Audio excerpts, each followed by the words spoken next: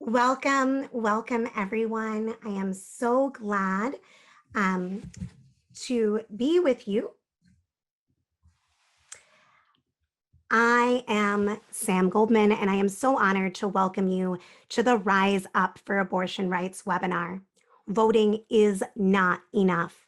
We need struggle in the streets to win legal abortion on demand and without apology nationwide. Welcome to folks who are new and folks who have been around with us for a bit.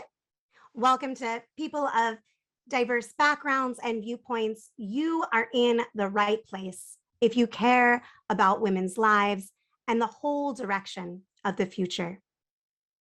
It's been now over 3 months since the Supreme Court overturned the constitutional right to abortion. Women's lives are in a state of emergency. The hell of living in the world's biggest superpower, that's highest court, has reduced women to nothing more than incubators, is being felt across the nation. It's being felt by the women one in three women, of reproductive capacity that has lost access to abortion care in her state.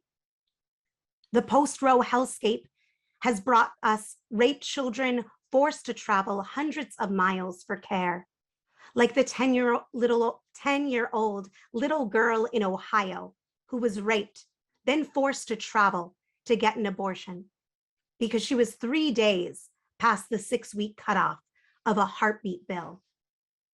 The post-Roe hellscape has been filled with countless tragedies, including women forced to carry dead or dying fetuses, like the woman who shared that she felt like a walking coffin after being forced to carry her dead fetus for 2 weeks because of Texas's abortion ban. The full scope and the full picture of how many individuals' lives have been endangered, crushed, and diminished because of these violent bans is unknown, not to speak of the terror inflicted on all who miss a period in the 13 states that have already banned abortion. The horror is still unfolding. This Supreme Court decision is illegitimate. Forced motherhood is female enslavement. This must never be accepted. It must be relentlessly resisted, repudiated, and reversed.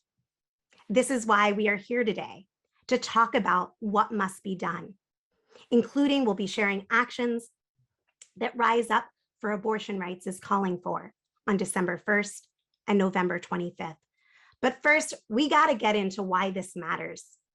It's part of laying the strongest foundation for these actions.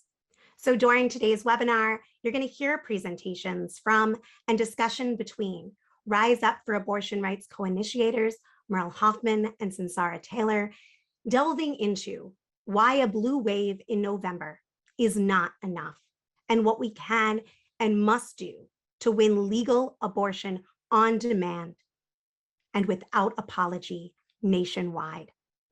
You'll also hear messages of solidarity from women standing up for abortion rights around the world, presented by Patricia Wallen. And you'll learn how wherever you are, whoever you are, you can be part of the struggle, presented by Chantel Piper. There will be time for Q&A, so please continue to submit your questions. And with that, I'm happy to share a compilation video that gives you a bit of the history, impact, and strategy of Rise Up for Abortion Rights. Women must retain the moral, legal, and constitutional right over her decision whether or not and when to become a mother.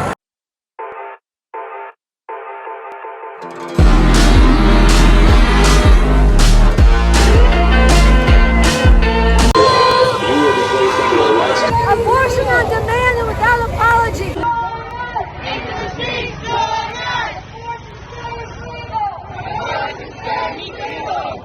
We came here to deliver a message. Connie Barrett, you are an enslaver of women. All ages rallied to support abortion rights. I should be at home doing my homework, but instead I'm here fighting for my rights. The protest follows the unprecedented leak showing the Supreme Court is on the verge of overturning Roe v. Wade. You are either in the streets, you are either walking out, you are either shutting down, you are either rising up, or you are saying you are okay with female enslavement. Walk out if you want to join the fight.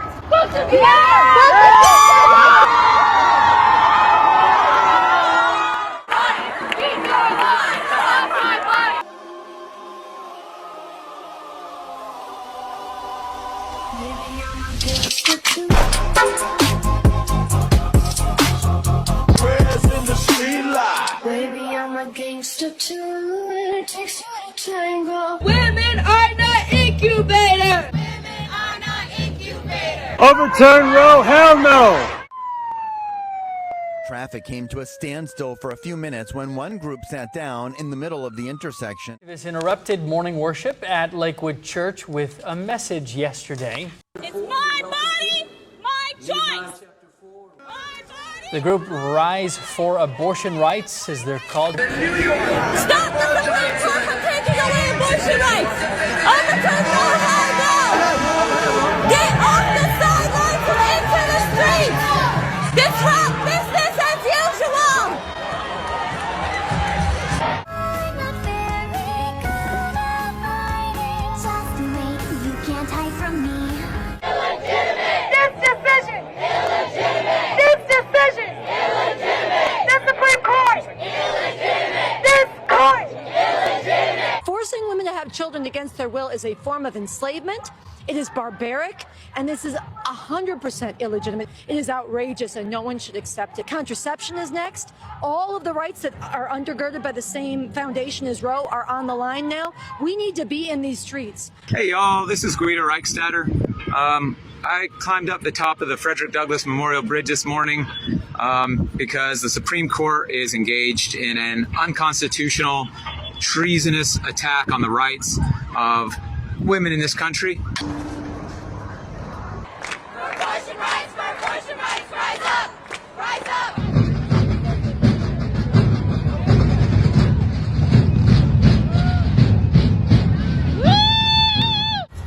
This is a call to action. The lives and futures of millions of women and girls are on the line. We won't go back no matter what they say. Your laws we defy, we will not obey. We won't go back no matter what they say. Your laws we defy, we will not obey.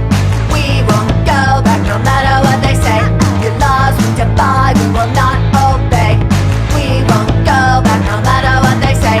Your laws we defy, we will not obey. So hopefully for people that are new, this is a good taste of what Rise Up for Abortion Rights is about. And with that, I am so proud and honored to introduce Merle Hoffman, CEO and founder of Choices Women's Medical Center in Queens, New York City. Choices has been providing abortions for more than 50 years, and Merle is a co-initiator and leader in Rise Up for Abortion Rights. Oh, hi, everybody. As usual, I've been incredibly moved and inspired by looking back at all the things we did and planned and arose spontaneously in this extraordinary time and very challenging moment. I realized that I'm, I always like to say, a unicorn, or, a very unusual identity group now, because I have been in the struggle pre-Roe and now post-Roe.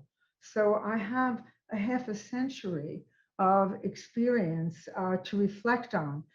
And it's taught me a lot of things. But when I look back, because I founded one of the first legal abortion clinics in the country, this was in 1971. And I say, and it's important to understand about me, that my feminism and my politics and my commitment and my passion regarding this issue did not come from books, and it wasn't theoretical. It came in the shape of individual women coming in the thousands for their legal, safe abortions. So it was from that inspired me. In the beginning, in the early days, in what they call the salad days, the feminists had a saying that feminism is the theory and abortion is the practice. I understood that core principle by being with so many women and holding their hands during their abortions. So this constitutional right is really an embedded right. This is not like the right to vote or religious freedom. This is in our bodies, in our moral embeddedness, that we must have the biological, moral, constitutional, legal right to safe abortion nationwide, or all other rights stand on very brittle glass. My first patient in 1971 was from New Jersey, because abortion was still illegal in that state, okay, before 1973. Yesterday, I saw a patient from Texas, and we are doing so many abortions on young women, poor women that have to use funding agencies, great feminist funding agencies, to get on a plane and come up to New York to access a safe procedure. And if you look at abortion, the issue has many faces. The issue of abortion, right? It's life-saving, life-giving. It's a war, sometimes with yourself, definitely in society, a sin, a choice of victims, killing, freedom, power, so many different things. It's like a kaleidoscope that abortion is or can be seen through. But the reality of abortion is the lived lives of individuals, the messy contours of our lives and how we make decisions. It's the reality of women and girls' lives. So, you know the saying, no one is a prophet in their own land. And people really take for granted what they live with and what's been around them for so long.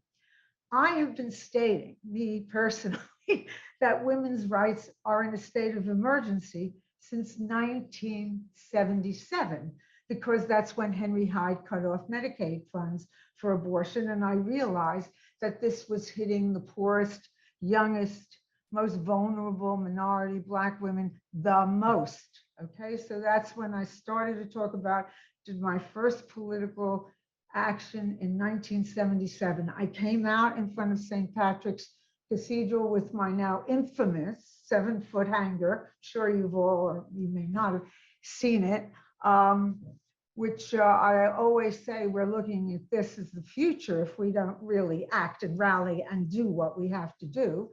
So that was the second time. And the third time, of course, in this kind of radical way was with Rise Up. Because you see, we knew that the decision was being heard in June and nothing was being done. I mean, everybody was going along. And I do remember I called up a very old colleague of mine from one of the major, the leader of one of the major women's organizations in New York. I said, what are we going to do about this emergency? What are we going to do? And the answer was, what emergency? What emergency? So that was a little frightening.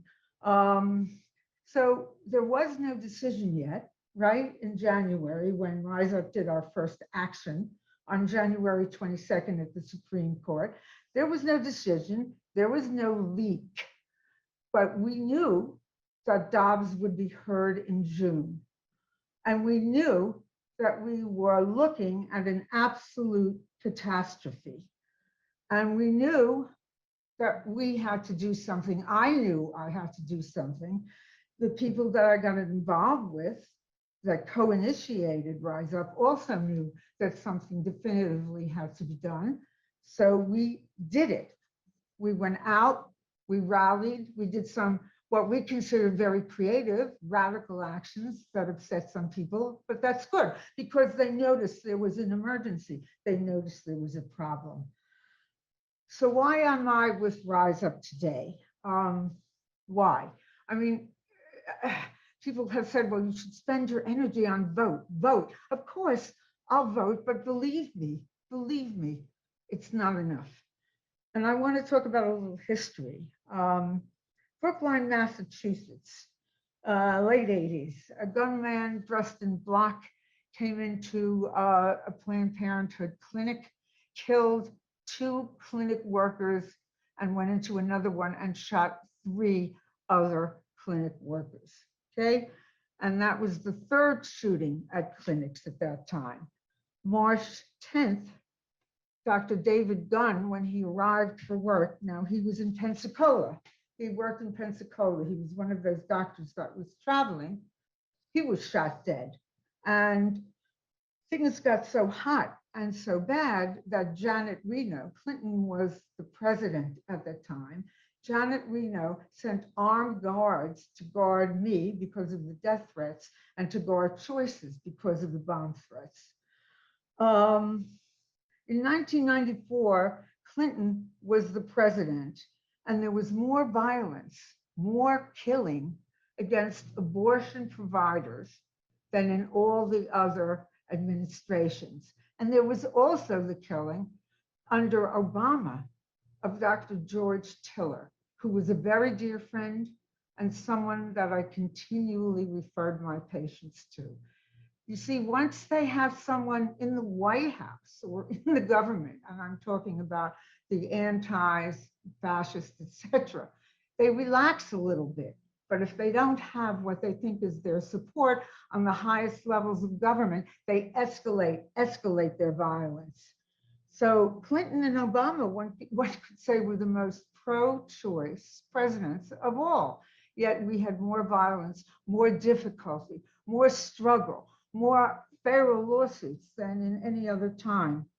I would say, I look at this and I say these institutions cannot deliver for us. They can't deliver what we need. They can't deliver the support of a fundamental human and civil right for the majority of people in this country, 51% who are women. They can't deliver it. So we can't totally put our faith into these institutions. You know, people say, elect me, but you make sure you hold my feet to the fire. Who's going to hold them to the fire? Who? Not their funders. We have to hold them to the fire, and we hold them to the fire by action, by rage, focused rage and power of our numbers in the streets. Now, after 50 years, 51 to be exact, I learned some lessons, and I want to share them now because I think it's very, very important to look at them and think about them. The first is we have to know and understand our enemies. I think one of the reasons that the pro-choice movement is in the position that it is today is because everybody would go around and say, oh, they're really crazy. You know, even after the harassment and the bombings and the killings, you know, that was sort of soft focus. And they said, well, you know, they'll never take it away. They'll never take it away. We have Roe. It'll stand. Well, they could take it away, and we see that they did take it away. I think also we have to realize that the struggle over abortion is not a struggle over religious or theoretical or scientific differences or issues. This is purely and simply a power struggle. And sometimes that power cloaks itself in religion, sometimes in science, sometimes in soaring rhetoric about humanism and how just as we gave Blacks the right to vote and we are not, you know, putting Jews in crematoriums anymore, and that's what they say outside of Choices, we now have to make the fetus a constitutional person. And if you ask them, I don't think any right-wing Republican or what we would call Christian fascists would say, oh, no, we don't want to control women. We're just concerned and, you know, et cetera, about the babies. But, you know, after what Sam just talked about, and what's happening with women since the decision. I mean, the cruelty is breathtaking. I wasn't surprised at the decision, but I have been somewhat surprised and taken back by the nuances and what goes on, and the total arrogance and not caring about the cruelty of what these laws does. And understand, I don't believe it's a byproduct of the laws. I think it's a result of the cruelty. It's a result of not really honoring and caring about women's lives. You know, it's sometimes frightening to go into the streets. I understand that. It's frightening to risk getting arrested. And we did get arrested when we did our second rally at the Supreme Court on January 22nd.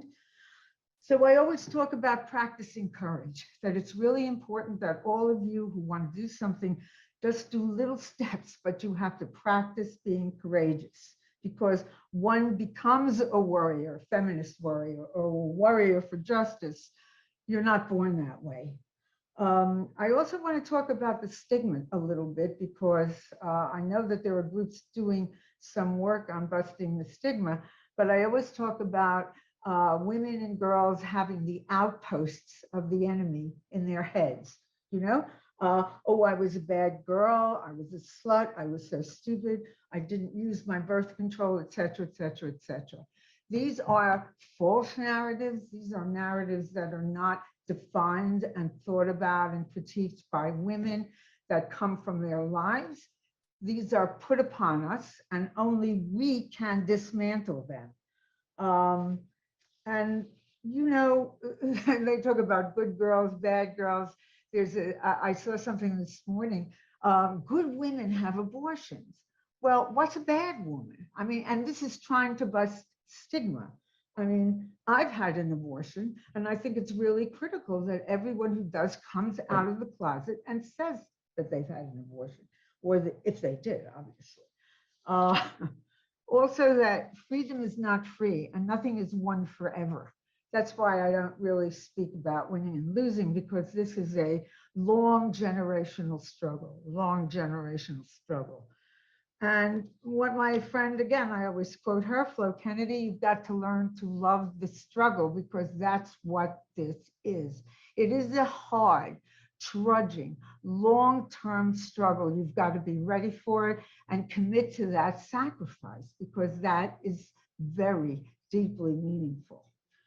So for me, I'll end with that, what started Sam's presentation, that the right to choose, that legal abortion, deciding when and whether to be a mother, is the front line and the bottom line of women's liberation and women's freedom. And forced motherhood is female enslavement. Our bodies are our countries, our property. We must protect and defend them. The power of the state must stop at my skin, and our dreams are ours to realize. So I call on you to act. This is a moment in time, a great challenge. It's time to rise up. If not now, when? If not us, all of us, then who? Thank you. Thank you, Merle, for those powerful and critical remarks. And we'll be bringing Merle back on shortly.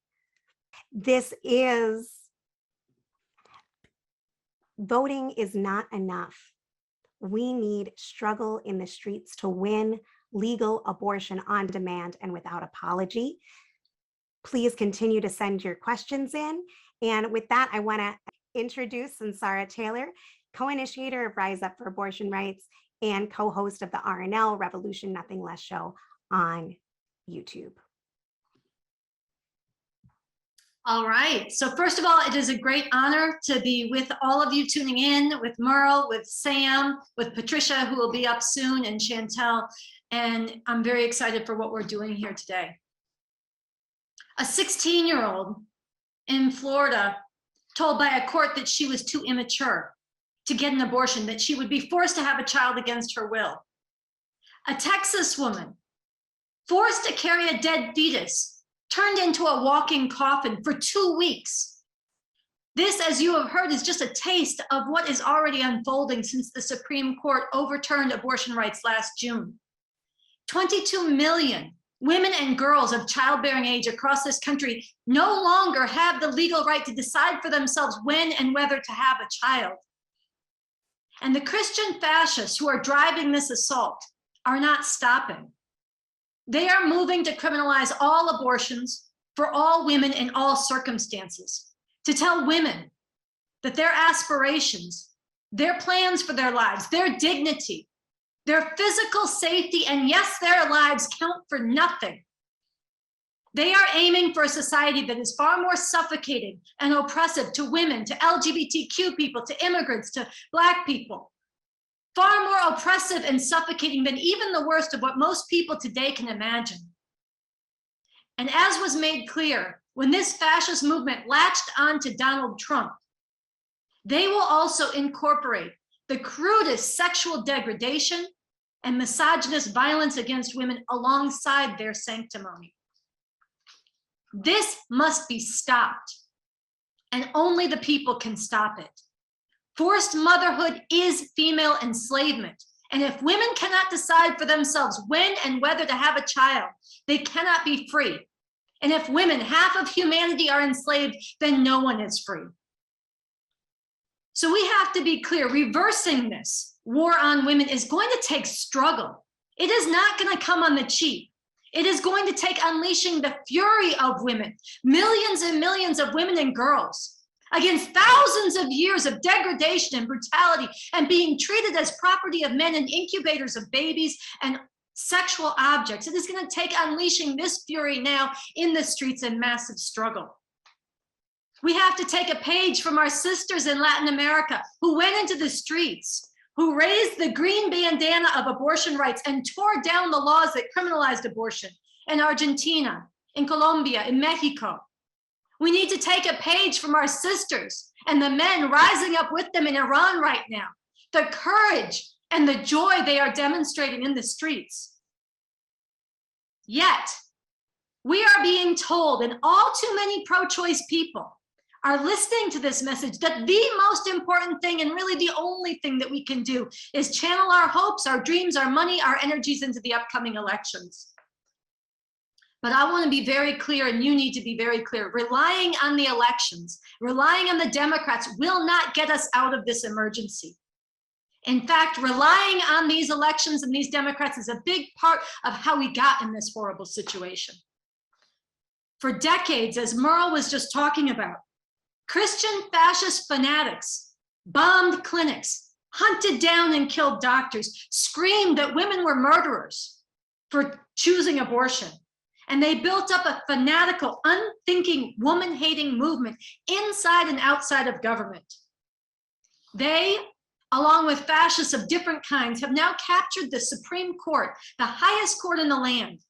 They've captured the Republican Party. They control much of the federal bench of judges. They have captured many state houses across the country, and they have built up an unthinking base of millions that is armed to the teeth, and many of them preparing for and chomping at the bit for civil war. And through this whole time, as all of this was growing in momentum, what did the Democrats do? They refused to fight this the way it needed to be fought. They refused to call these fascists out as the women haters they are. Instead, they sought common ground with these women haters. They ceded the moral high ground to them. They argued that abortion should be safe, legal, and rare, as if there's something morally wrong with women deciding for themselves their own destinies and reproductive lives. There is not. And these Democrats refuse to call people into the streets to struggle. This is why I joined with Merle, together with others from very different political perspectives, to form Rise Up for Abortion Rights in the first place. Because even after last December 1st, when the Supreme Court heard oral arguments in the case that went forward to obliterate abortion rights, and even as it was becoming clear that's where they were headed, the Democrats and the so-called leaders of the so-called pro-choice movement, who are slavishly tied to the Democrats, were capitulating, giving up in advance.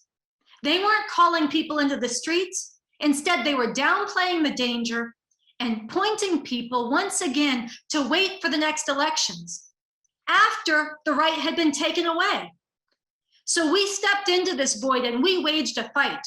We staged protests. We went to jail. We led student walkouts across the country, tens of thousands of students walking out week after week. We raised and popularized the green bandana from our sisters in Latin America. We involved artists and actors in public voices of conscience. We disrupted business as usual, from Amy Coney Barrett's appearances to the New York City Liberties basketball game, to mega churches in Texas, and so much more, calling on people, challenging people to stand up and take to the streets to not let this right be taken. And the truth is, if more people had joined us, we might have stopped the Supreme Court from taking this right away. And it would have mattered. It wouldn't have been easy, but it was possible. And even as we did not prevail, it's important that everybody who was part of this understand it matters that we planted a fighting pole of uncompromising opposition. This has put people, the people broadly, in a much stronger place to stand up and wage the fight that is even more urgently needed now.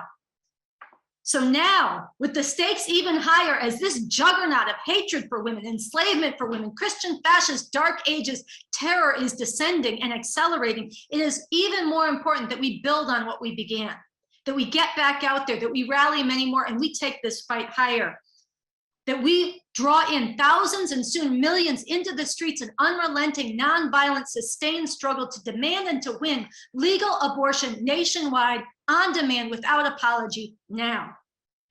So today, we are calling on everybody tuning in and all those that we can reach to take this mission and message out everywhere. Reach people, especially students on the campuses, but everywhere that people gather. Build for protest, we are calling this December 1st on the 1-year anniversary of the oral arguments in the case that took away abortion rights. Be on the courts that day protesting, saying we can't rely on the courts, we must rely on ourselves. Raise the green bandana, do die-ins, draw people into this movement and this fight. And in the lead up on November 25th, it's an International Day of Action to stop violence against women. It is also Black Friday in this country. We want to turn that into Green Friday, going with disruptive protest into shopping hubs and getting people's attention and drawing them into this fight. And we need to do this as part of reaching and waking up the millions that are going to be required to win. Again, this will not be easy. And not only are there fascists hell-bent on stopping us and going forward with the enslavement of women and much worse to come, there are woke opportunists in the so-called movement who are out to wreck this movement as well. And this has to be called out. It is telling that the very day after the Supreme Court decision came down, while we rise up for abortion rights, we're in the streets in DC and nationwide, leading thousands to demand immediate federal action to restore legal abortion nationwide. A motley cabal of so-called grassroots organizers who had done absolutely nothing to mobilize people to stop the overturning of Roe issued a scurrilous attack filled with baseless lies, libelous accusations of financial fraud, and anti-communist fear-mongering against Rise Up for Abortion Rights, against myself, against other RevComs, that is revolutionary communists, and most of all spearheading and demonizing the revolutionary leader Bob Avakian. This did harm. It was a gift to fascists and to the forces of repression everywhere. And we need to be honest. While many stood up to this attack, and I urge you to go to riseupforabortionrights.org and read the many powerful statements from religious leaders, educators, longtime freedom fighters, and others taking on these attacks. Far too many people who had been working with Rise Up for Abortion Rights fell prey to these attacks. So I want to say straight up, if you are somebody who fell away because you got demoralized that we lost Roe, you need to snap out of it. This was never going to be an easy fight. And it is urgent that you get back in this with even higher stakes now. You are needed. And if you are somebody who fell away on bad terms, you need to confront the damage of what you got caught up in. You need to criticize it. You need to repudiate it. And you need to get back into this fight while raising standards overall. And to everybody, including people who are very new to this movement, it is going to be necessary for us to struggle with each other over the way forward, with substance, with principle, and with largeness of mind and generosity of spirit. We are not going to agree on everything. That's fine. That's how we learn from each other. That's how we forge unity. But this is completely different than spreading personal attacks, lies, and fear-mongering about communists. For myself, I have never hidden the fact, and I will never hide the fact, that I am a proud follower of the revolutionary leader Bob Avakian. He's somebody of enormous principle and integrity who has forged a new communism, a new framework for human emancipation. Among other things, he's been providing deep and real-time leadership for how to wage the fight around abortion rights. It's available at revcom.us. The haters who attacked Rise Up claim he is a cult leader, and they do this to scare you away from thinking about what he's actually saying. I say, don't be an intellectual scaredy cat. Engage his arguments for why and how a real revolution is the only way to fully break all the chains that bind women and end all oppression based on gender and sexual orientation. And to do this as part of breaking the chains of enslavement and oppression that afflict people all over the world. I invite you to learn about this by watching the YouTube show I co-host, the RNL Revolution Nothing Less show at youtube.com/therevcoms. At the same time, let me emphasize this. It is imperative that whether you agree with me on the need for revolution or not, whether you plan to vote in the upcoming elections or not, whatever viewpoint or background you are coming from, if you do not want to see women enslaved, if you don't want to see a horrific future dominated by these Christian fascists, then we need to come together. We need to unite all who can possibly be united to rise up together with courage, with determination, and with the women of the world and future generations in our hearts.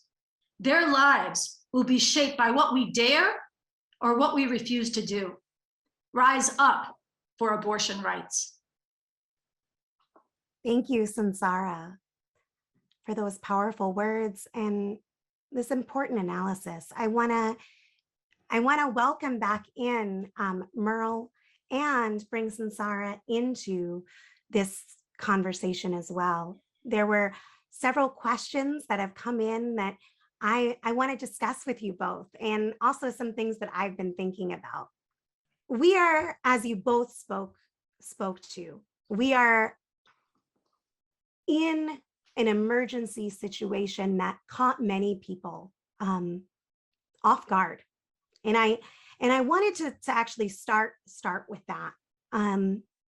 Both of you in different ways spoke to some of the factors that contributed to how we got into a situation where we lost this fundamental right. And I was wondering if from both of your perspectives, you could speak to why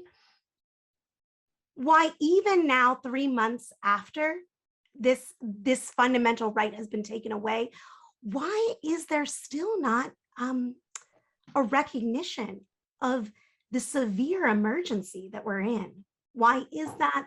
And what are the factors that led to this situation?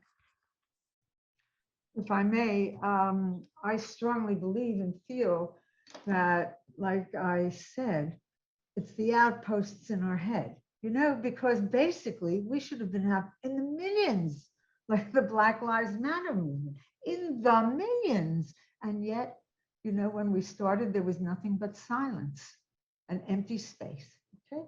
So your question is very important. I would say that women have been fed these narratives. There is tremendous shame about having an abortion, tremendous. The narrative has been postulated by the right that you are killing a baby, that you really don't care. Your sexuality is just something that you throw around. You don't take an abortion seriously, like you get up on a Saturday morning and may say, wow, I'm pregnant. I think I'll go to Choices for the day. I mean, that you need to be shown, you need to be led. Women are basically children, goes back to the old Eve kind of thing, driven by passion, feelings, and sex, of course. Sex does play a role in all of this. And we are, as a country, collectively, about, if I would say what kind of person, a 15-year-old boy in terms of how we understand and accept our sexuality and are able to deal with it.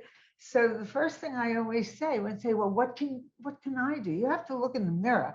And you know how many people have had abortion since legalization? Millions and millions and millions. It's an extraordinary constituency. Their friends, their families, their husbands, their they have to be able to say, come out of this closet, this abortion closet, and say, yes, I had an abortion, I made this moral choice. It's only then, when it's normalized in that sense, that women will not be so ashamed or afraid, you know? I mean, but on the other hand, I've never heard the word abortion mentioned so often since this all happened. I mean, it's really quite extraordinary. I mean, entertainers, this one, that one, want to get on almost a bandwagon, but this is not performative politics. It's not performance, it's life and death.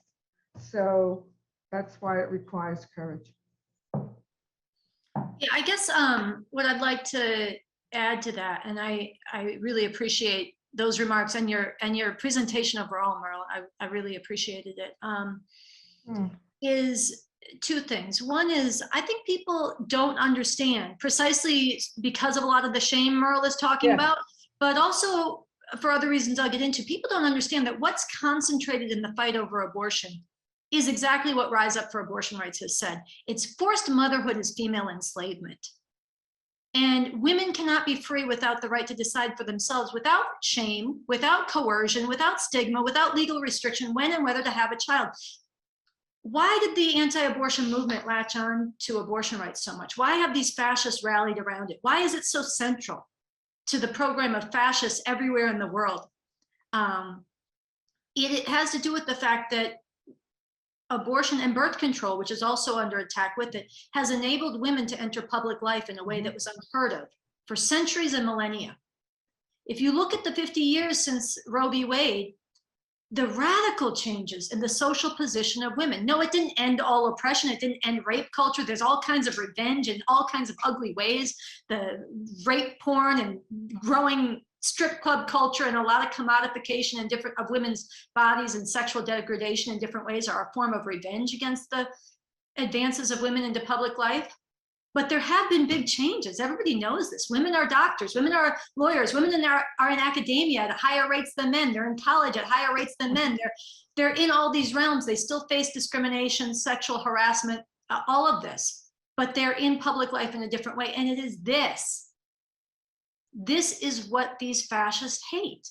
They really want, and they're going after abortion because it is a central linchpin in enabling this social change. And so this is, on the one hand, what's driving this, you know, and all these changes, they're rooted in the struggle of women. They're also rooted in changes in the global economy, pulling women into the workforce in this imperialist system that we live in. There's a lot of reasons for this, but on the one hand, the fascists have gone after this because it is about women, and it is about controlling women and enslaving women. But on the other side, and this gets to why we can't rely on voting in the Democrats, on the other side, you've had the other section of the ruling class, the Democratic Party, who have done everything they can to avoid talking about women. I mean, you think about what they say right now. They say abortion is healthcare, which of course abortion is healthcare, but it's not just, there's nobody blowing up podiatrist's office. They're not stalking heart surgeons. They're blowing up and stalking and restricting abortion because it has to do with women's body and women's control and women's freedom. You know, so this is a sleight of hand that the Democrats and too much of the so-called movement uses to avoid talking about women. They say it's about bodily autonomy, but they're not against bodily autonomy in the abstract. A lot of these fascists were out there saying, my body, my choice, to deny mask mandates, vaccine mandates, all of this. They're not against bodily autonomy in the abstract. They're against women controlling their bodies and being free. And this is what not only the fascists have gone after, but the Democrats and the so-called movement have refused to take on. So millions are confused by this. They don't know what's being fought out is women's freedom. And I just want to say one other thing, because the movement, one of the things they attacked us for, these opportunists and woke mob, is saying the word woman. I mean, we're having a fight over abortion, over the enslavement or liberation of women, and we're not supposed to talk about women. And I saw somebody in the comments said that their trans son had an abortion recently. And it is very important that we recognize and we fight for the rights of trans people, non-binary people to have abortion, to have access to abortion without stigma, and to have all the other health care they need, and that we stand up against the fascist assault on trans people and trans youth in particular. This is essential. But when it comes to abortion, erasing women, this is absurd, and this contributes to the disorientation that millions feel. So I just wanted to add that dimension. No, that's a good point. That's a very good point, Sarah. Right. I mean, we're killed by the language. You know, it just puts us into a labyrinth of confusion and makes it so much more, easy to just latch on to some simple slogan or an attack. You're a homophobe, you're a racist. I mean, you can't really have a conversation anymore about anything. So it's a problem. It's a problem. Yeah. You know, I mean, I was called a transphobe, and yet I opened one of the first, if not the first, in 2015, trans healthcare programs in the country. But it doesn't matter because facts are irrelevant to a lot of people, which was one of the reasons I again joined Rise Up and co-initiated it, because this is the only place I was hearing the truth of the issue, which I've lived for 50 years. That's why. I really appreciate this exchange and the way that both of you spoke to this with so much substance. I was looking at questions that have come in and being like, oh, they already spoke to that in the context of this. But there were some really good questions that have come in that I want to share as well. And then there was a burning question that I've had for Merle that I'm going to ask first. And then I definitely will get to some of these other questions because I think it's time well spent. I do want to let people know there's questions in that we've received about actions, and that will be spoken to later. But talking about the situation we're in the biggest sense is gonna strengthen all the actions that we take. So that's why we're doing it in this order. So I just want to let folks know that we see you, and we will be coming back to that. Merle, you spoke, Sarah, you spoke as well to how during mainly, I think, Merle, you spoke during Obama and Clinton, the rise of Christian fascist attacks, that the terror faced by women, by girls, by abortion providers, the murder, Dr. Tiller, the horror that we saw under that. There's also at that time there was the record bans at the state level of abortion under Obama. And I was wondering, what difference has it or has it not made when there has been a blue majority and a Democratic presidency? Has that made a difference for abortion? Oh, yes, it has, because you see it by the opposition. And that's another very important thing to understand. You're really making an impact when the opposition to what you're doing escalates. I mean, it didn't really matter to anybody what you were doing or the message that you were promulgating. It was, oh, these people, whatever, let them talk. But no. I mean, the fact that, Clinton did support it, that it was discussed, that there was more of an acceptance that this was a right for women, that, abortion rights or human rights, although those things were stolen by the administration from the movement, but they said them. They did say women, and there was an interest in, or at least a perceived and discussed interest in reproductive rights, reproductive health care. So the fact is, I mentioned when I spoke that they were in power, and that the radicals on the other side did not have that feeling of support, from the ultimate power authority, made them even more radical. So yes, I think, I mean, you could look at the whole governmental system and say, well, it's just one or the other, but in a sense it may be. But you are looking now, and I think after what we've done in Rise Up, Sarah, and really have called this out, that's why I say holding the feet to the fire. If they get in, if they win or even stay where they are, we can't stop. We have to escalate it and escalate. We can't have somebody like Nancy Pelosi coming out and reading a poem after the decision comes down, or Kamala Harris on her plane looking at, oh, this is something, what a shock. They passed, they got rid of Roe v. Wade. Why were they shocked? Because nobody was reminding them. We have to not only remind them, we can't stop. So yeah, I would say get them from all ends, vote, rally, scream, be in the streets, everything that we can do, we have to do. I have some thoughts, but I want to hear from you, Sansara. Well, I will come at this way, and look, and it's been clear in Rise Up for Abortion Rights, and this is a healthy thing. We come at this from different perspectives. That strengthens us. So, my understanding is that patriarchy, the oppression of women, it predates the system we live under. It's thousands of years old. It emerged long before capitalism, but now it has been woven into the system of capitalism, imperialism that we live under. Mm-hmm. And it's intrinsic. They can't get rid of it. The Christian fascists are not wrong when they say the family is the basic unit of society. It is the basic unit. The nuclear patriarchal family is the basic unit of this society. It's the economic unit. It's how people get their needs met, their food, clothing, shelter. It's how the new generation is reared. It's how property gets inherited from one generation to the next. It's built in. So this patriarchy, as much as it's been stretched and strained, both through the driving dynamics of capitalism itself, which has pulled women into the workforce, not just here, but all over the world. It's been strained not just by that, but by the struggle of women for their liberation.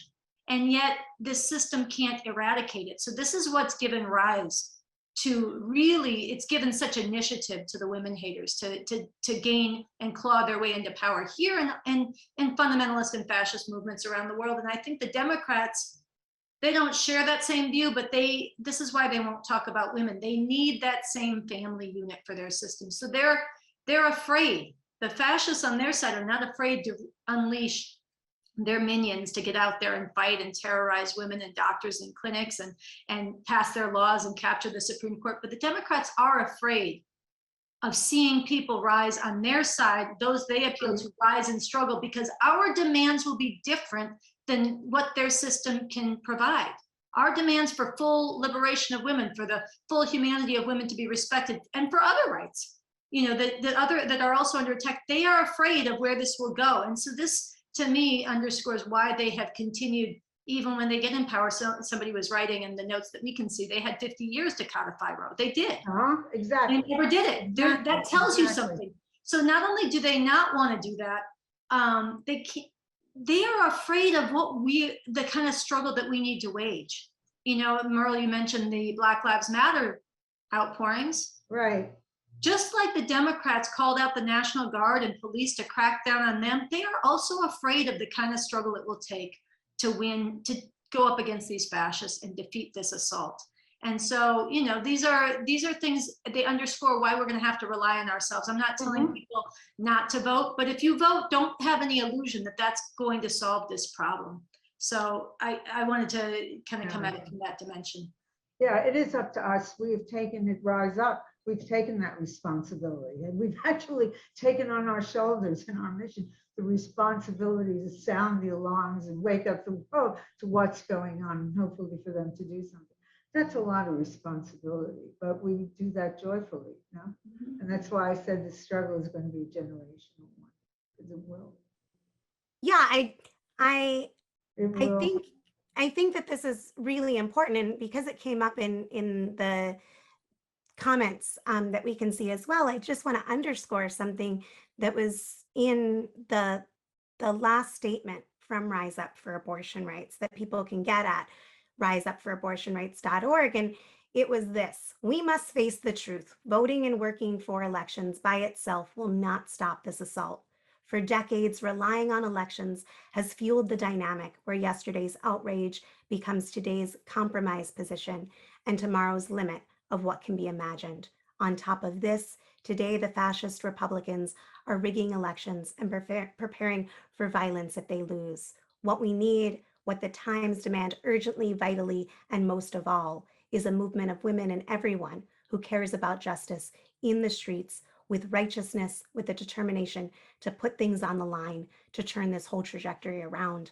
This is our great responsibility. It And is. we must now rise to this Absolutely. challenge. And I think that that is essential. I do want to ask one of the questions that has come in before I pass this off. Some of these questions that have come in will get answered in another segment, but it's come up in a couple different ways, and I'm gonna raise it this way, as one attendee did. A recent guest on their show said, quote, "Right now, we must support every woman who wants an abortion funds, as we won't be able to overturn this politically for at least 4 or 5 years," end quote.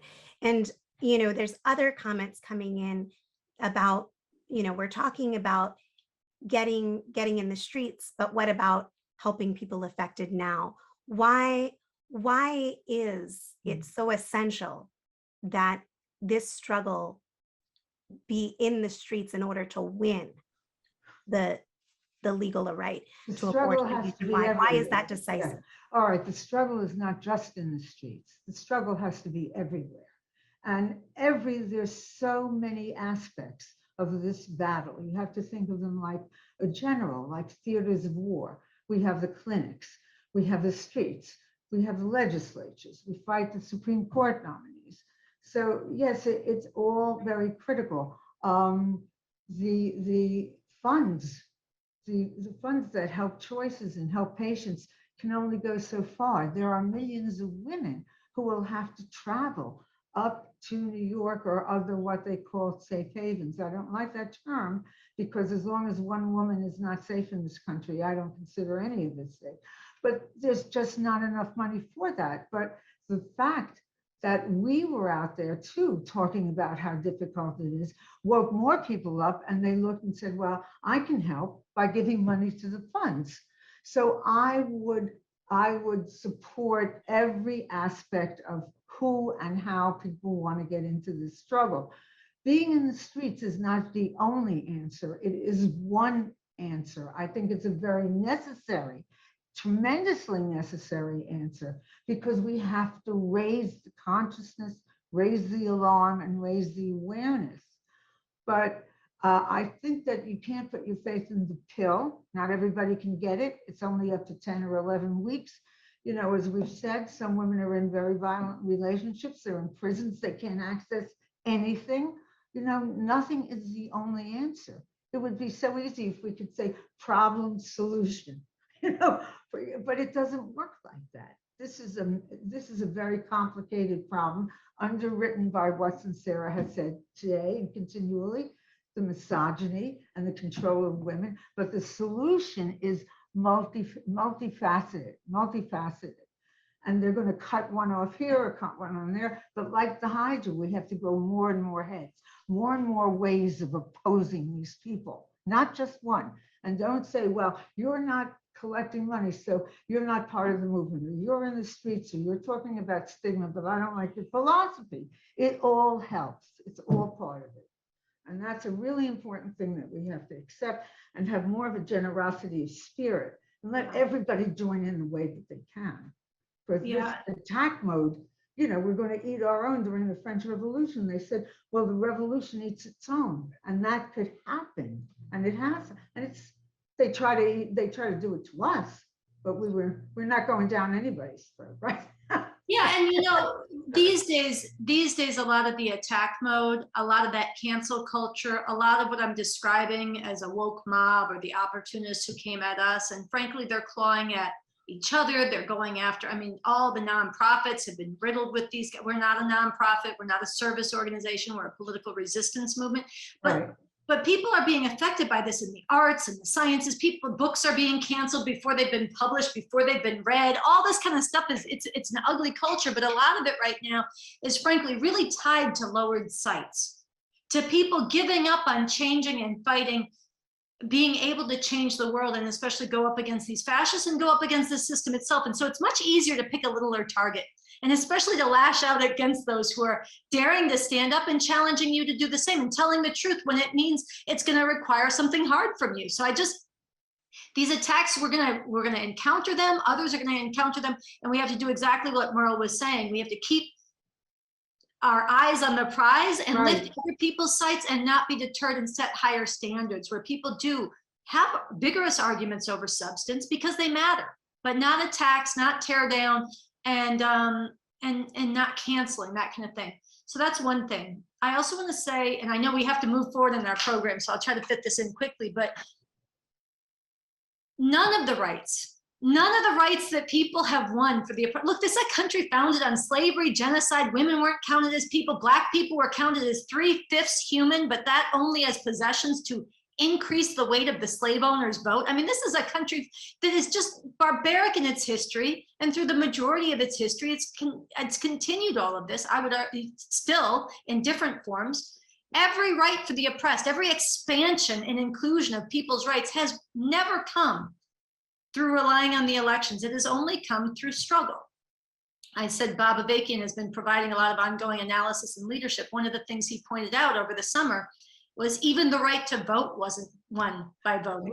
Right. You know, people, Black people, women didn't win the right to vote through voting. The right to abortion wasn't won through voting. None of these rights were won this way. So we're going to have to defend these rights. And one thing that tells you is the need for revolution in a different system. It also tells you that if you want to preserve these rights now, we have to wage struggle. You want to expand them now, we need to wage struggle. So just to bring it back before I close to the immediate question you asked about abortion funds, about trying to help women in the short term, we need to make a distinction. Providing abortions, helping women and others who need them access abortions is life-saving. It's essential. But it's not a strategy to defeat a war on women. It's not a strategy to reverse the political tide. We need to understand both things at once. It's not hard to understand both things at once. People need services, they need healthcare, but there's a rising fascist movement that cannot be defeated by funding abortions one by one. There's no way you'll keep pace. As Merle said, the laws are moving faster. 22 million women without the legal right to abortion. You can't fund all of that need. Most of them don't even know how to access those resources. Right. So you're never going to keep pace with it in that way, even as that's valuable work and many people dedicate themselves to it and it saves lives. We need, and what Rise Up for Abortion Rights has uniquely come together to do, is to unite people from different perspectives to wage the kind of massive struggle that it took to win abortion rights, that it will take to defeat and stop this war on women, and that everybody has a responsibility to be part of and a role to play in. And everybody should get in and play with. Yeah. Okay. This is an essential conversation, and we need to keep having it. I am going to pause it for now. Yeah. Because now we have to get to work on making that movement grow in size and determination. And both of your remarks, of course, assist greatly in that effort. And we might be able to bring you back a little bit later. I'm here. And if not later today, soon. Okay. Now I want to welcome Patricia Wallen of the Rise Up for Abortion Rights national team. She has really incredible statements of solidarity from women standing up for abortion rights around the world. And so I am excited to welcome Patricia on. Hey, so my name is Patricia Wallen, and I'm a member of the Rise Up for Abortion Rights chapter in Chicago. And I wanted to share with you some of the messages of solidarity that we've received during our September 28th campaign. September 28th is International Safe Abortion Day, a day for international unity for action for the fight for abortion rights. And this was our first September 28th, where our right for access to legal and safe abortion has been taken away from us here in the United States. So I'm gonna share the videos that we got. So let's start with El Salvador, which is also the country where I was born. Soy Sara García, activista feminista y defensora de derechos humanos. Formo parte de la agrupación ciudadana por la despenalización del aborto. El Salvador es uno de los pocos países en el mundo que sigue sosteniendo un marco normativo restrictivo. Las mujeres enfrentan criminalización y persecución. Son enviadas del hospital a la cárcel. Se les niega la presunción de inocencia y el debido proceso. Por eso que consideramos que es muy grave retroceder en materia de derechos reproductivos. Es fundamental hacer visible los obstáculos que genera la total prohibición del aborto. Nos solidarizamos con todas las compañeras que luchamos. Luchamos porque se garantice nuestro derecho a la salud, a la vida. Luchamos porque se garantice el derecho al aborto legal. Es importante que nos unamos para denunciar los retrocesos y sobre todo para avanzar en esta lucha por la libertad y la justicia reproductiva. Hola, mi nombre es Teodora del Carmen Vázquez. Soy una mujer exprivada de libertad. Tengo 5 años de haber recuperado mi libertad después de haber estado condenada a 30 años de prisión. La libertad la recuperé gracias a la lucha de organizaciones nacionales como internacionales que se unieron cuando conocieron mi caso.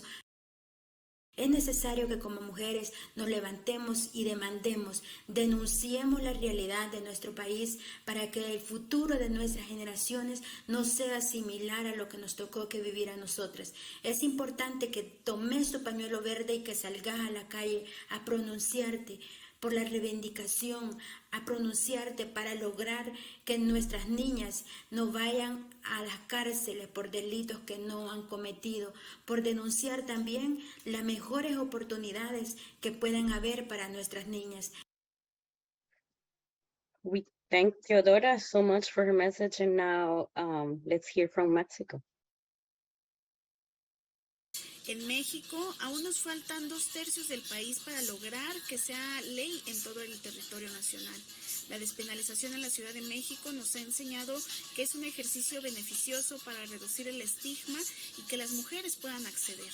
En el caso de la Ciudad de México han abortado de manera segura más de 248,000 mujeres sin una sola defunción.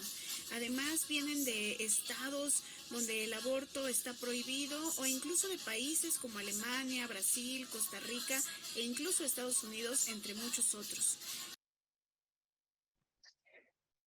So, Mexico City and other states, they have legalized abortion through struggle, but they're still fighting. They're still making their voice being heard to achieve the right for other states. And here next, I'm going to show you some of the actions in Mexico that took place on September 28th. This was almost just 2 weeks ago.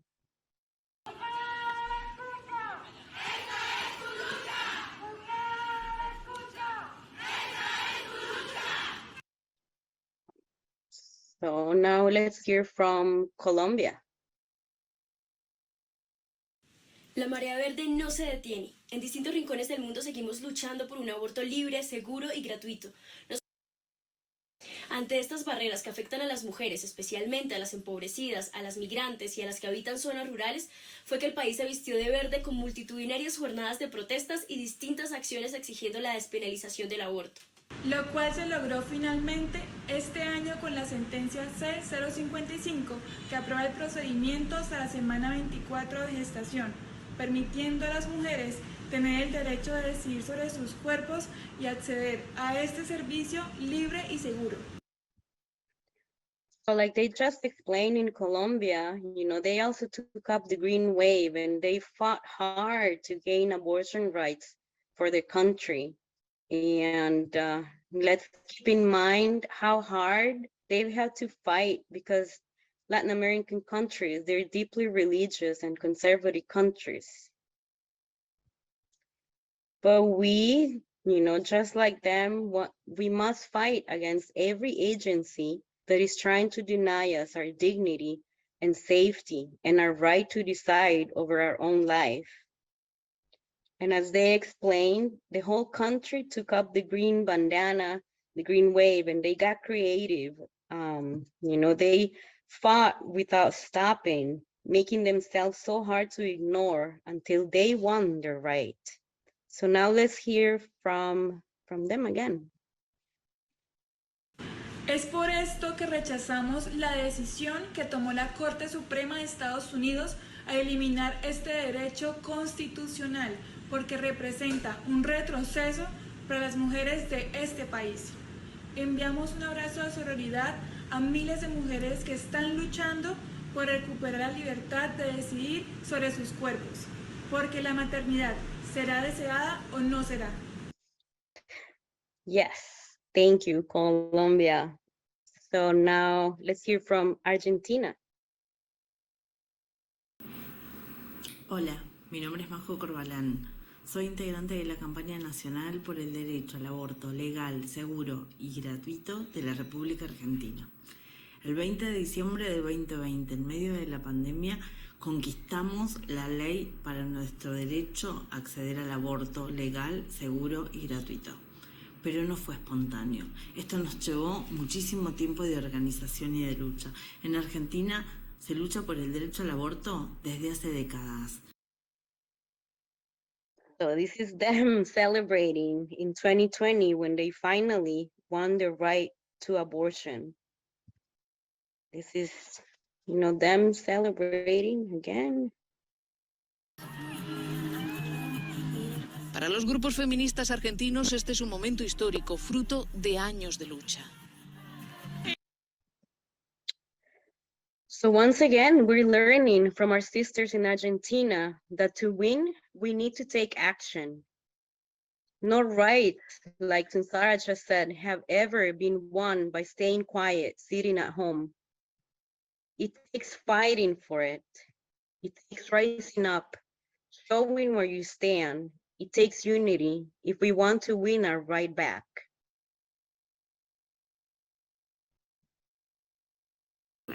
Queremos saludar, hacer llegar un enorme abrazo y mucha fuerza a las compañeras de Estados Unidos que están dando la batalla en este revés que no podemos creer desde Argentina que suceda y que les ha costado el derecho a decidir sobre sus propios cuerpos, sobre su propio proyecto de vida. So, Argentina, they're our inspiration for victory. They're not only sending us their hugs and messages of solidarity, but also their action, because this is them in these pictures. This is the day when the U.S. Supreme Court announced that they were taking away abortion rights in the U.S. this summer.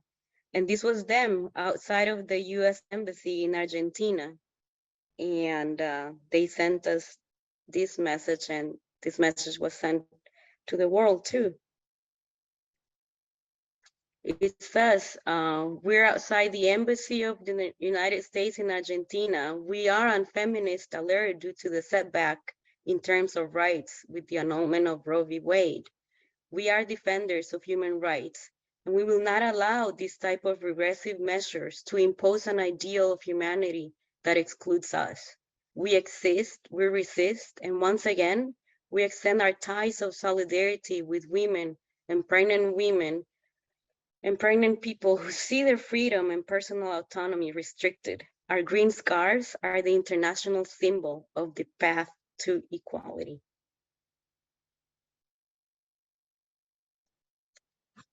So this is, what they did, and they won't stay silent. And for that, and for inspiring us, we thank you, Argentina.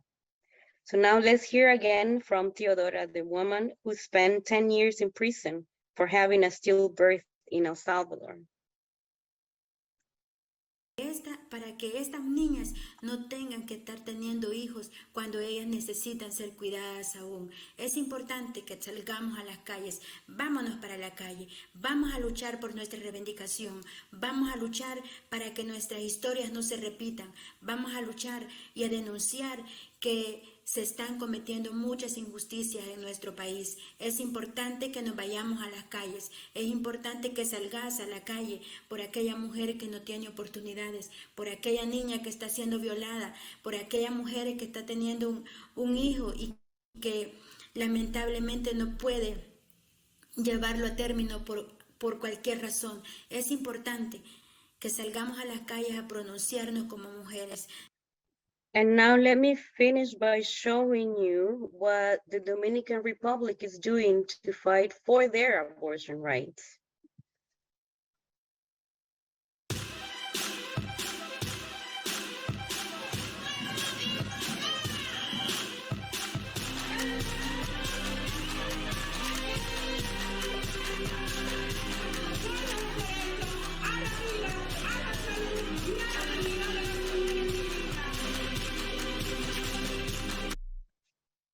So yes, you guessed right. The Dominican Republic, one of the poorest countries in the world, is also fighting and taking power from the green wave. That picture at the bottom is asking, do you have your green bandana yet? From Dominican Republic. And we also see Theodora up there in the purple. She's also fighting in the streets of El Salvador. In these pictures, we see the women there. And I just want to tell you this. They have been fighting for the same right that now we have been forced to fight for as well. The only difference is that they're doing it even though they don't have the same privileges that we do have. They're out there fighting even though they don't have freedom of speech like we do. They're doing it when their lives are in danger for being out on the streets just for being a woman. We have economic resources. We have the majority of society supporting abortion rights.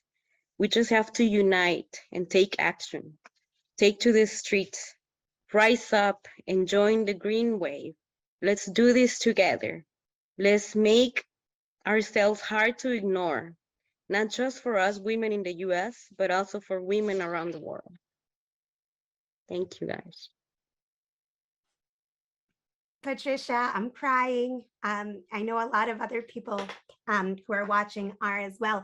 Incredibly inspiring. And I wholeheartedly agree. And I know that so many people that are watching feel the same, that we too need to join that green wave.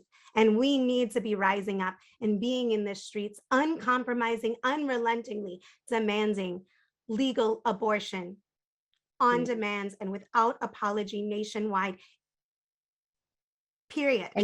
Full stop. And in order to do that, in order to have the campuses be flooded in green, in order for November 25th, Black Friday to turn green with this demand and with the struggle that this emergency demands of us. And in order to have December 1st to be outside the federal courts nationwide, raising the green bandana, we need everyone who feels in their heart, feels in their bones that we need legal abortion nationwide on demand and without apology to give generously to this fight. This does not happen without everyone giving and supporting whatever they can, as much as they can. This is a moment for us to dig deep.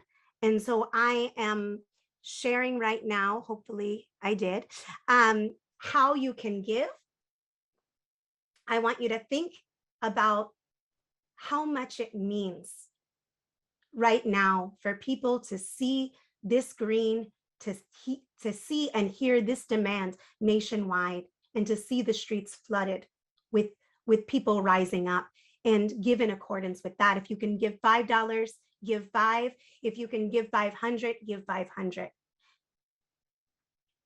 And I will be putting this in the main link in the chat as well, so folks can find it there. I know that people are anxious, rightly so, to hear about what they can do, whoever they are, wherever they are, to take up this struggle. I know Patricia is.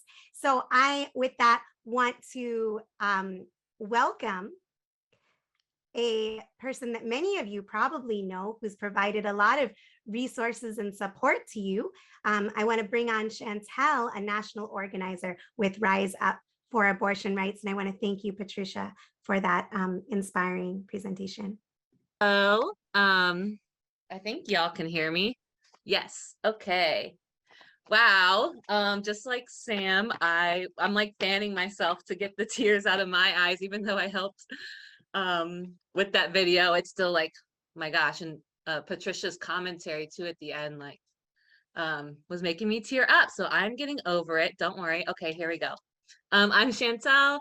I helped initiate this movement and have been a part of it since the beginning. I'm currently in Los Angeles, and yeah, like Sam said, probably many of you have talked to me on social media, seen me in person, either in New York, DC, or Los Angeles, Kentucky even. And I'm really happy to be a part of this and help not just answer questions, but, you know, let's get into this. It is important now that we, you know, we're all fired up. We're, you know, not going to take their fascist shit anymore. And we actually have to go out and act and continue to resist. And so I did want to frame this with, you know, there are national calls to action for November 25th, Green Friday, and December 1st, which is the 1 year since the Dobbs decision was heard. And this, as you know, the Dobbs decision is what we saw in June that actually overturned the constitutional right to legal abortion.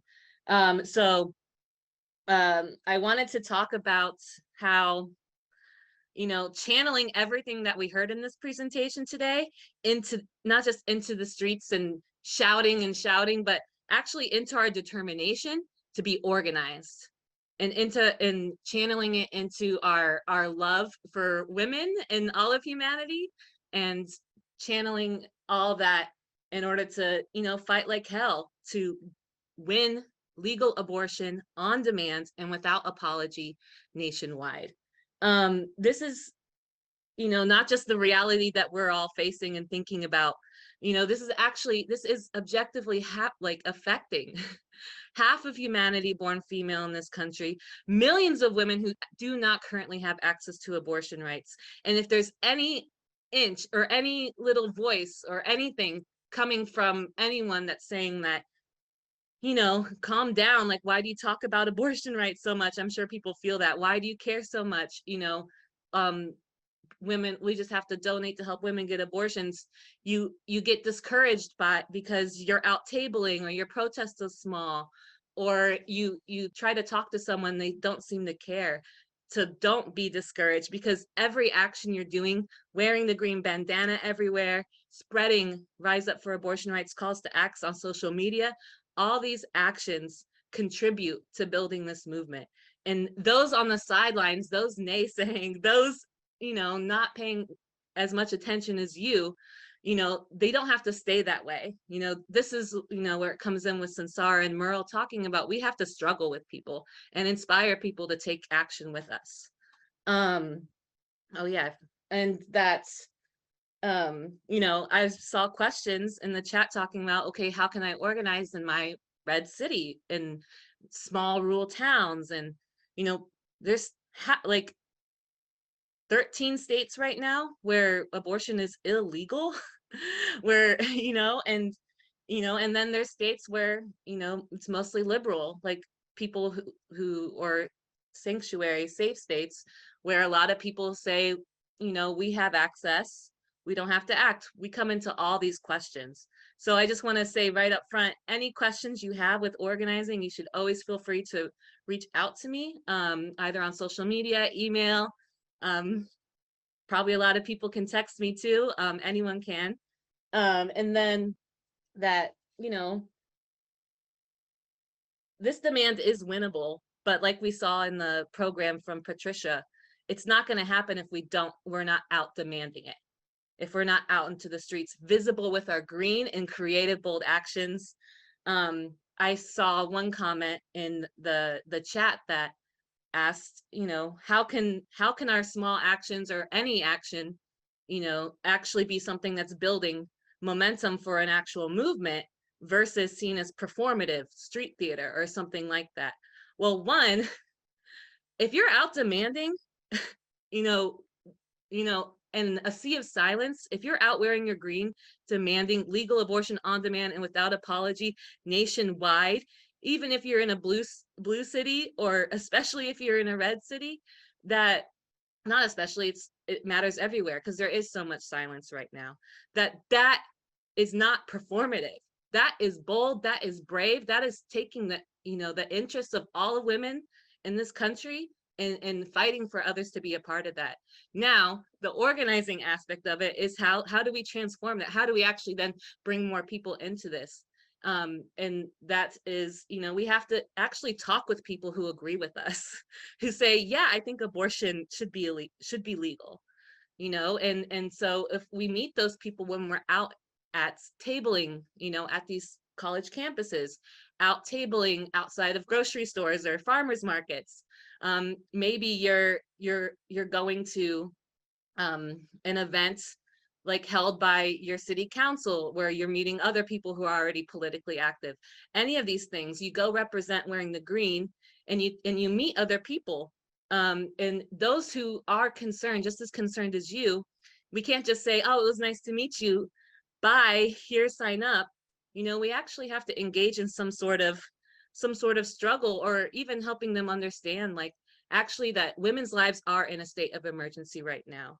And our materials on our website, our calls to action, our different social media posts, and the presentations that you saw on this webinar, all these different points should be brought up and talked about with people who actually do care, and challenge that, this is not a time to stay silent. And so you should come out with us, between now and November 25th, when you're going out tabling, going to different communities, challenging people, hey, on Black Friday, it needs to be a Green Friday. We need to make some noise. We need to, break through the normalization of now.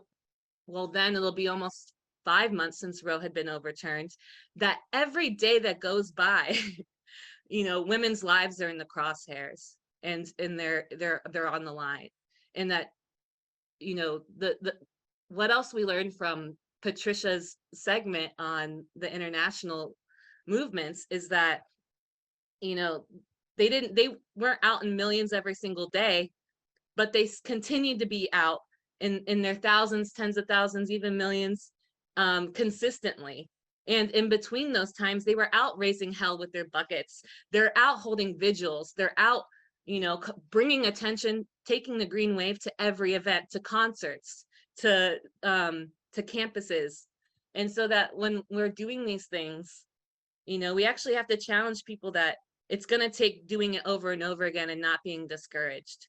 And that even in red cities, where it's going to take a lot of courage, and it's going to take, that you will find people, going, I again suggest going to the more liberal colleges, or even reaching out to me to help find other people in your area, so that you're acting together, and raising the green bandana together, that, you are actually, finding others and standing up together.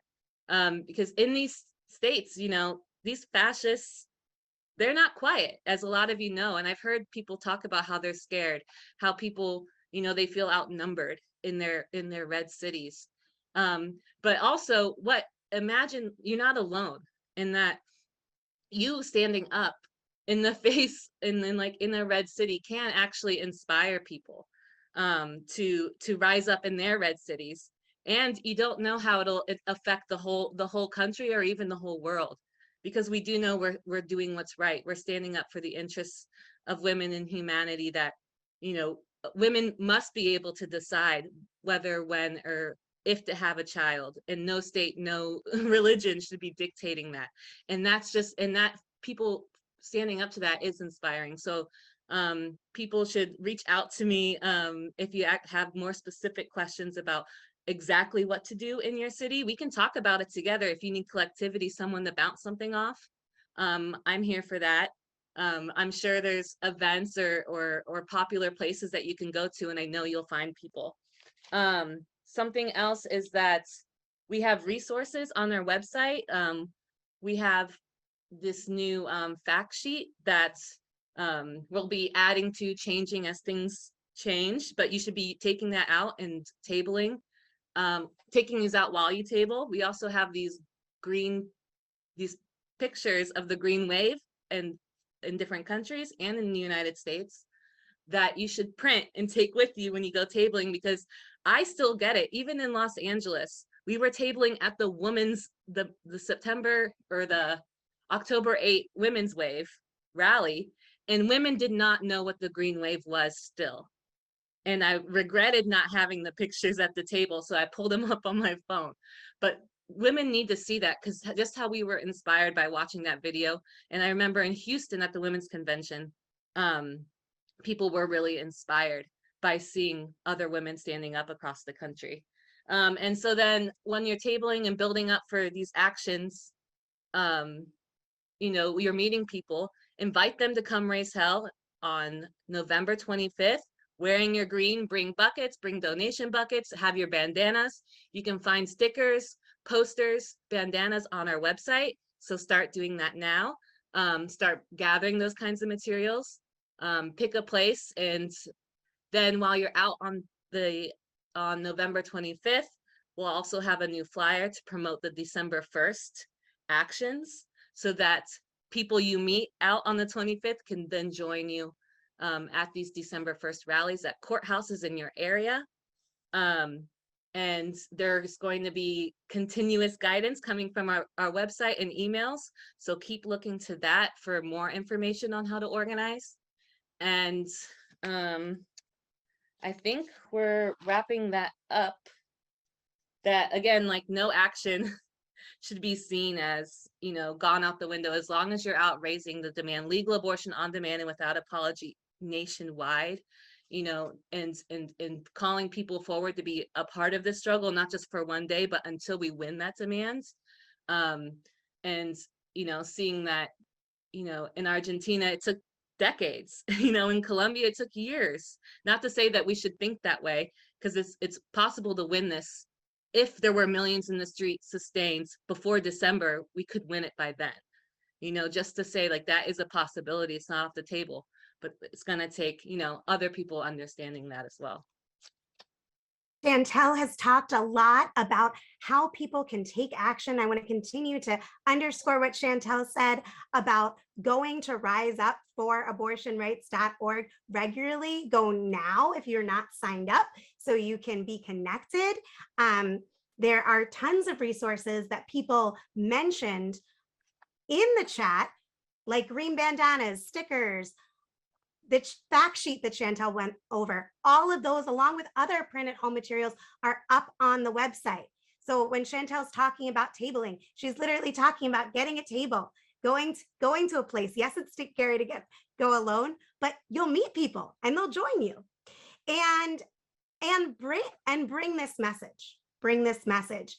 Bring green umbrellas. Bring green paisley bandanas if you don't have a Rise Up bandana, but you can get a Rise Up bandana at the website.